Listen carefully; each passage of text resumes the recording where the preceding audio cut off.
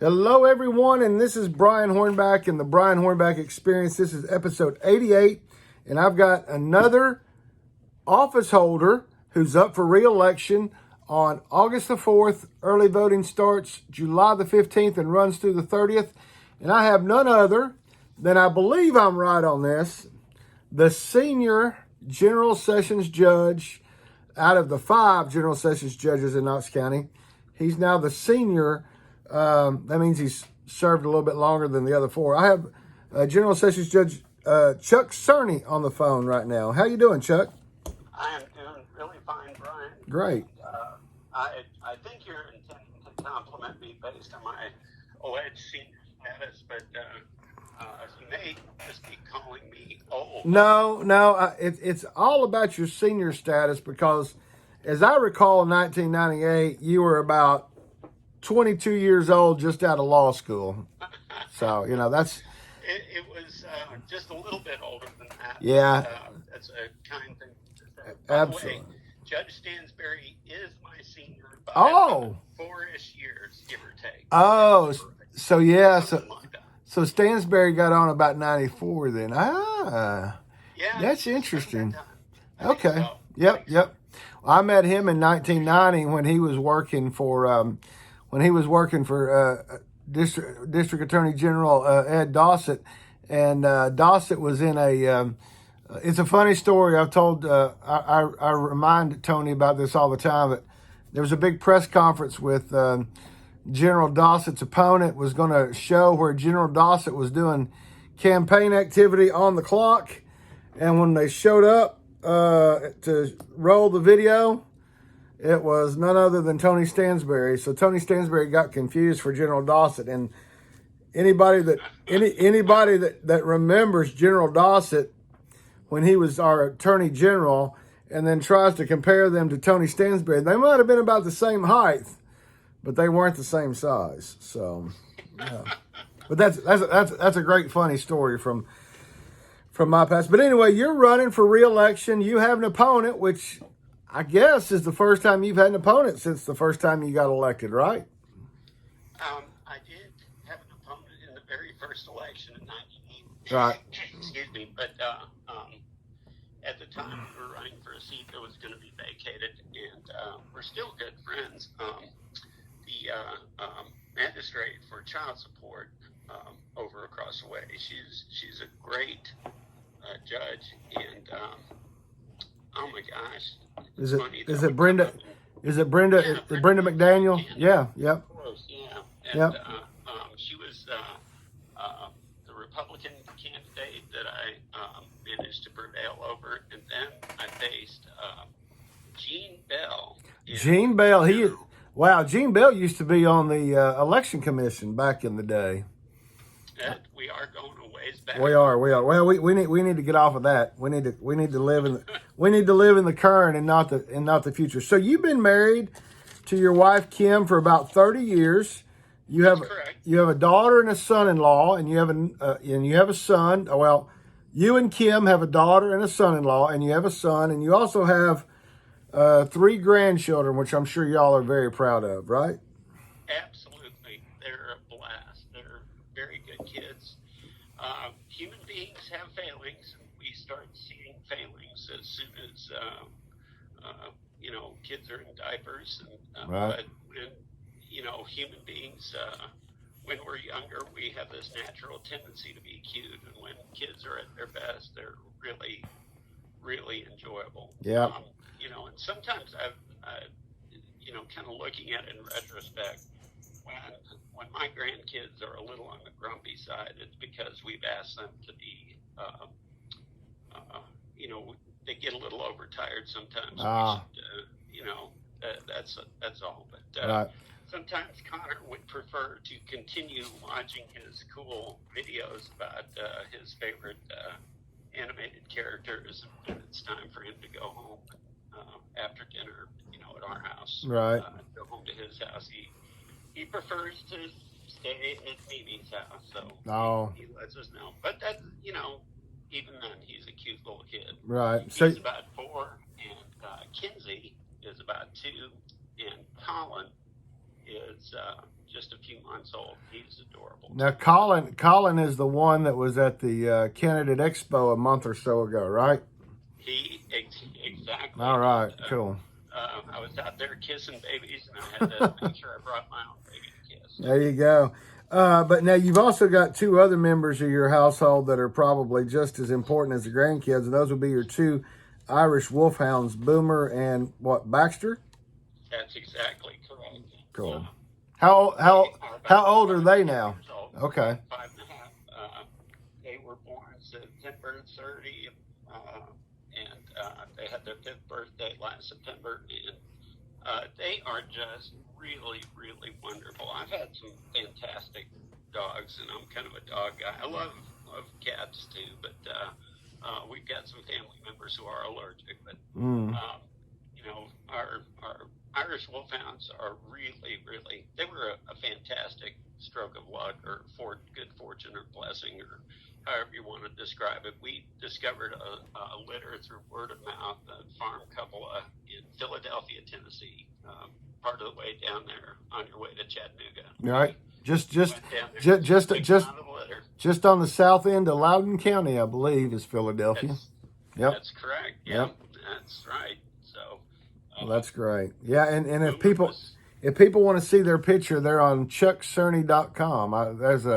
There's a great picture of you with both of your dogs on your website, and I'll promote your website and your Facebook and your Instagram. Well, your website and your Facebook, and I show that you've got an Instagram. We'll promote that one. I haven't double checked to make sure that one's there. But let's talk about circuit.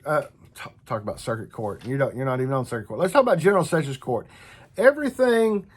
You know, we're going to assume that most everybody's never been to General Sessions Court, but everything that happens in judiciary pretty much starts in General Sessions Court, correct? I mean, if it's criminal or civil, everything kind of starts at General Sessions for the most part, right? That is very accurate assessment. One of the things that Sessions Court is basically a trial level court. If you really break it down to simplest terms, Sessions Court is a trial level court, but jury trials are not available. And the reason that Sessions Court was created by statute is the legislature wanted an opportunity for litigants to have a chance to get their case heard on a prompt and speedy basis if it was the kind of thing that was sort of limited in scope. And so there is a jurisdictional limit in Sessions Court in civil cases of up to $25,000. Okay. And in the criminal setting, we handle everything from speeding to murder, but we will not handle a jury trial because we don't have jurisdiction to do that. So as a result, what happens is, in the case of a felony and a need for a jury trial on a felony, those cases we handle on the basis of a preliminary hearing. And the idea is to get the preliminary hearing to occur promptly. And a preliminary hearing is a protection that each citizen has when they're accused of violating Tennessee's criminal statutes. The state has got to produce enough proof, enough evidence to justify the prosecution continuing on to the grand jury and then eventually to criminal court where a jury trial is possible. When it comes to civil cases, when you have a jurisdictional limit, then you do have some car wrecks, but you wouldn't have some sort of, massive catastrophic injuries where there's damages and medical expense of, in excess of $25,000. You can go ahead and bring that case initially in circuit court. But Sessions Court is a place where car wreck cases happen, disputes between homeowners and contractors, disputes between landlords and tenants, landlord-tenant actions because of the fact that the landlord and the tenant both need a speedy resolution to their case. Jurisdiction or monetary jurisdiction is not limited. It's unlimited jurisdiction in those cases. So, a general Sessions Court judge has to be adept and and at least at some level knowledgeable about just about every area of law you might imagine litigating over. So, and the reason you have 5 judges is that you have 5 dockets, correct? Well, yeah, we have 5 judges because we need 5. Right. We're that busy. Right.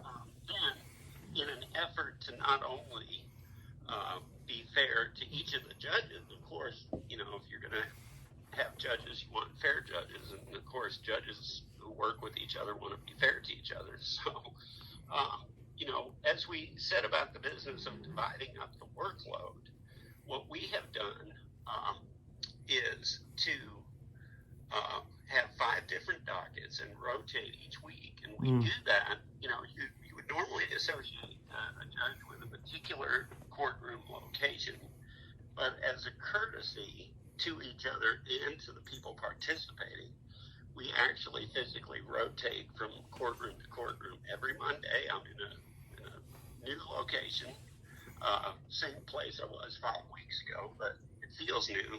Right. Every Friday, I get a break from whatever we were doing. So after a long week of intense, multiple co-defendant, violent, horrible felony cases, then the next week I get a chance to chastise teenage speeders on the side of docket, so you get a little bit of relief in a way, after a tough week. And those cases are tough. But then after a week of arraigning folks and cited cases or traffic-related cases, then we go on to the civil court week, and those cases there's a tremendous volume, not quite as much volume as criminal cases, but there are more hearings, and there's more pro se folks, meaning unrepresented folks. And then from the civil court week, we go back to a misdemeanor week where this really serious case that we'll typically handle in misdemeanor court will typically be domestic violence type cases. And so, and they are very serious, and I take them very seriously. The final week is DUI court, and we kind of have folks who specialize in DUI prosecution and folks who specialize in DUI defense, and so having that court kind of separate is a good idea, and it's a good way to divide things up. And so each of the 5 judges, as a courtesy to the people who want to remain in those courtrooms, including prosecutors, and of course any unrepresented litigants who have to be there, we rotate ourselves. And I used to like to joke with Judge Emery because I followed him before he retired, and for whatever reason, he continuously adjusted the chairs on each of the benches in such a way that it was really uncomfortable for my back and all that stuff. So I don't mean to complain, but every Monday I had to readjust a chair thanks to Judge Emery. That's funny. So do you see, just again, I don't want numbers, but do you see that DUIs are on the rise? Or are they consistently the same number of DUIs? Have they gone down? What's going on with the state of DUIs in Knox County? Do you think? I see kind of a plateau right now. I'm seeing steady numbers. I think that local law enforcement, KPD and the Sheriff's Department are doing a really good job of enforcing that law, and I respect and appreciate our law enforcement guys. It seems to me as if the relationship of how many DUI cases that you will see brought into court by the state will bear a necessary relationship to how many officers we can actually put out there on the street. So I have seen a decline. Lately, it seems like in recent weeks there's a kind of plateau, but the Sheriff's Department's having issues with personnel right now. I mean, they're having an issue with losing personnel in corrections, which probably affects patrol, and we know KPD just graduated a class, so that makes sense. That kind of takes us in now to what's funny is that So you've got a busy workload. You and 4 others share, but you've also gone above and beyond in some areas. So let's talk about, first of all, you've served on the General Sessions Judge Education Committee, if I can read my own writing. But you're also on the National Association of Drug Court Professionals, and you're on the board of the Tennessee Association of Recovery Court Professionals, which leads us into something else that you took up. Back several years ago, we had what was called drug court in Knox County, and unfortunately, one of our former criminal court judges, who's now passed away, succumbed to his own addiction. But he was the one that kind of started the drug court, and it was moving along. But obviously, when those things came to light, it caused a speed bump, so to speak, with the drug court. So there was a need for a drug court, and you're the guy that stepped up and said, "I'll take it." And you helped in 2011 until currently today and tomorrow and next year. You're running. You are the recovery court judge. So let's not worry about what happened before 2011. Let's talk about what happened when you took over recovery court and what you see going on in recovery court. Obviously, those are folks that have addiction issues, whether it be the fact that they just have the addiction, whether they've fallen into drugs because they've gotten involved in some nefarious criminal activity that got them in, for whatever reason, they've gotten into an addiction and that's caused them to now be in the criminal justice system, and now they're going into recovery court. So let's talk about that a little bit. I'm so glad you brought that up, Brian, and thank you for your attention to that. Recovery court or drug recovery court is basically the wave of the future in criminal justice. And when a person in the community generally is trying to keep up with what's going on in our courts, and you pay attention to the media, you'll get the impression that everybody who has a criminal case or everybody who comes through the justice system is a terribly vicious, mean, awful, horrendous individual. But remember, the media needs to sell, get your attention and make sure you're paying attention, because they got to sell advertising. So they got to sell papers. Yep. That's right. You don't get a chance to see the vast majority of people who are actually needing a change in their lives to not be criminal justice system involved again in the future, and they're actually not quite as mean-spirited as some of the worst possible factual scenarios that you hear about. So there is a whole group of people who have somewhat less serious charges that are non-violent offenses that are probably motivated by either addiction, mental health issues, or some other issue that if you got them some help, they wouldn't continue coming back through the revolving door that we often talk about in the criminal justice system.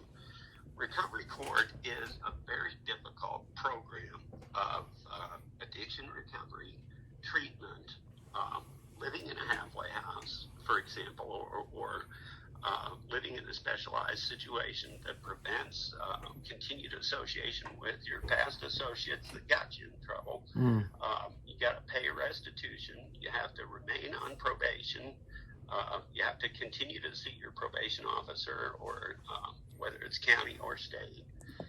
We used to have folks who were participating in community alternatives to prison program. That program is no longer going to continue, but that's a different story. But right. The point is, this is a very difficult 5-phase program where in the initial phases, for example, you can't go out and get a burger at 6:15, in the evening, because you're out past curfew. In the initial phases, your curfew is 6 p.m. We want you in your living situation, whether it's a halfway house or or any other situation.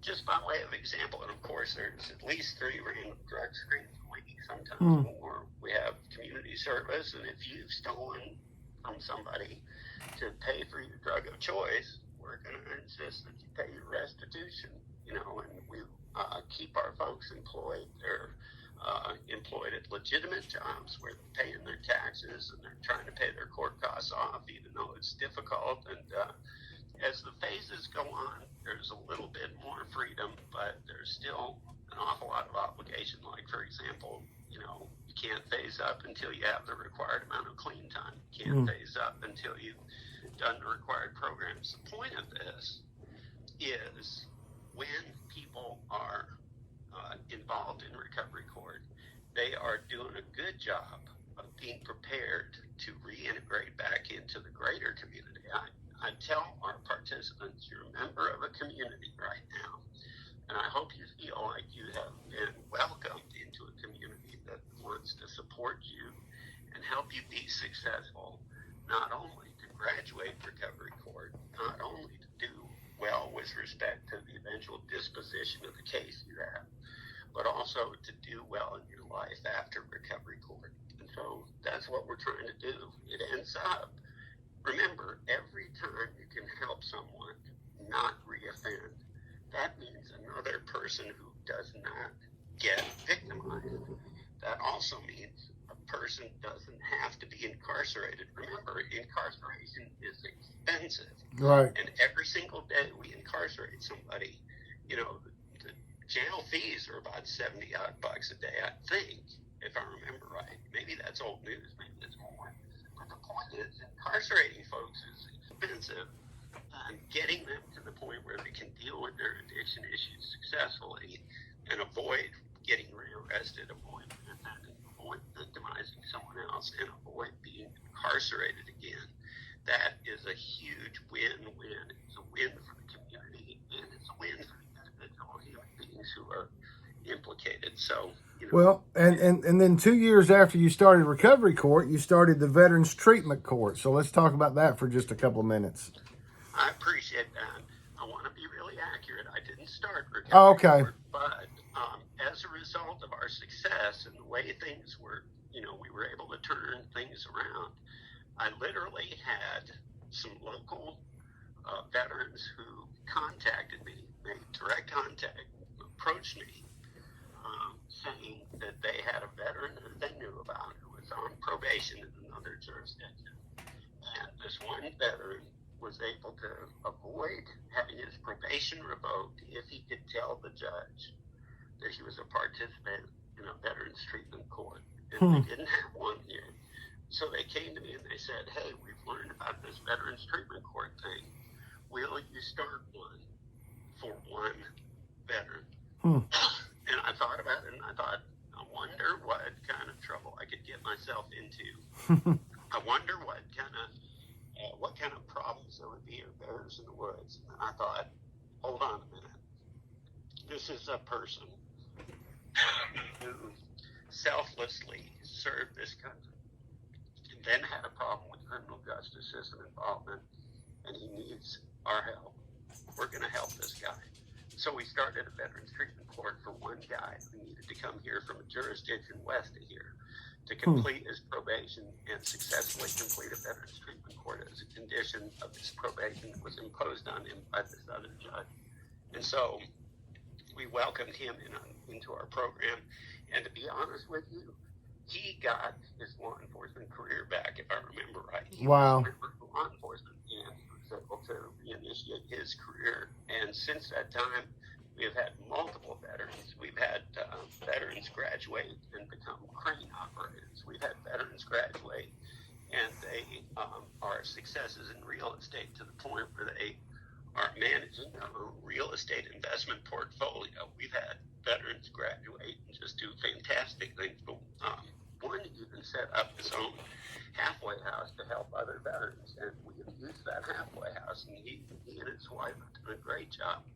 Well, we got just a couple more minutes, but I do want to touch on the fact that you serve on the exploratory committee for a mental health court. So I know that's that's something that I know Mike Hammond has talked about, and I know others in the county have talked about, and I know that's in the preliminary stages. But talk about that, because I think some people are talking about it because it's campaign season, but obviously you have a record of having helped start Recovery Court, and you've helped to implement the Veterans Treatment Court. And so now let's talk for a minute or two about what we see about a mental health court in the near future.